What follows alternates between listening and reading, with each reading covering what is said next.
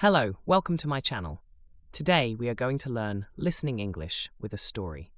Story, The Lost Library Book, an IELTS listening practice story. Sarah was a new student at the city university. She had just moved to a new city to start her degree in environmental science. Everything was exciting, but also a little bit overwhelming. One of the first things Sarah did was to join the university library. She loved to read and knew the library would be a great resource for her studies. During her first week, Sarah borrowed a very important book for her assignment. It was called Understanding Ecosystems and was essential for her first essay. She took the book back to her student apartment and started reading. The book was very helpful, and Sarah made lots of notes. A few days later, Sarah finished her essay and needed to return the library book. She packed her bag, making sure the book was inside. She walked to the library, ready to return it before the deadline. When she arrived at the library's return counter, Sarah opened her bag to take out the book. But it wasn't there. Sarah checked her bag again and again. She looked in all the pockets. The book was gone. Sarah started to panic. This was a library book, and it was overdue soon. She remembered taking it out of her bag at her apartment the day before, when she was finishing her essay. Maybe she had left it there? Or maybe it had fallen out of her bag on her walk. Sarah decided to go to the library information desk. A friendly librarian, Mr. Evans, was there to help. Sarah explained her problem. "Excuse me," Sarah said a little nervously. "I think I've lost a library book. I borrowed it last week, Understanding Ecosystems, and I can't find it in my bag now." Mr. Evans smiled kindly. "Don't worry, Sarah," he said. "We can sort this out. First, let's check your account to confirm you borrowed it." He typed on his computer for a moment.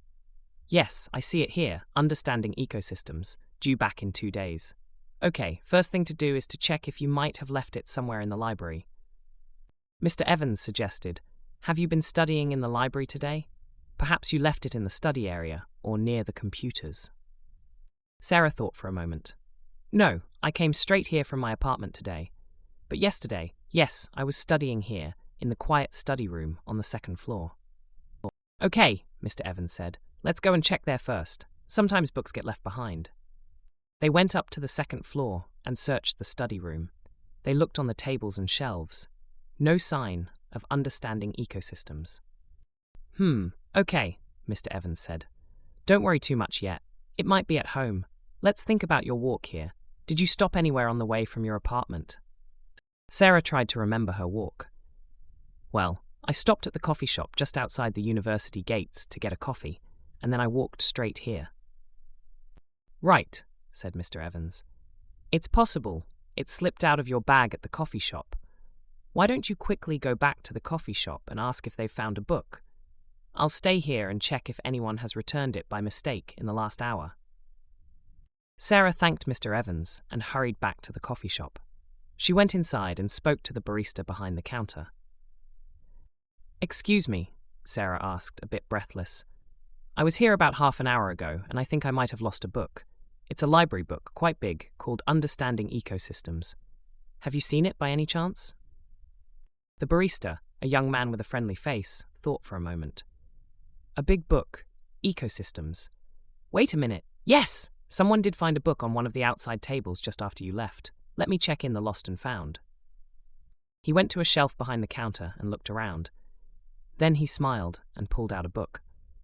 "Is this it?" he asked, showing Sarah a book with the title, Understanding Ecosystems. Sarah's face lit up. "Yes, that's it! Oh, thank you so much." She was so relieved. "No problem," said the barista. "Glad we found it. Lots of students leave things behind here. Just be a bit more careful next time," he chuckled. Sarah thanked him again and rushed back to the library, book in hand. She went back to Mr. Evans at the information desk. "Mr. Evans," Sarah said, smiling widely. "I found it. It was at the coffee shop. Thank you so much for your help." Mr. Evans was pleased. "Excellent news, Sarah. See, usually things turn up. It's always worth retracing your steps. Now let's get this book returned and no overdue fines for you today." Sarah laughed and returned the book, feeling very grateful to both Mr. Evans and the helpful barista. She learned a good lesson that day, to be more careful with library books and that asking for help is always a good idea. And she was very happy to have avoided a library fine. Hope you enjoyed the story. Please like and subscribe to my channel for more stories like this. Thank you.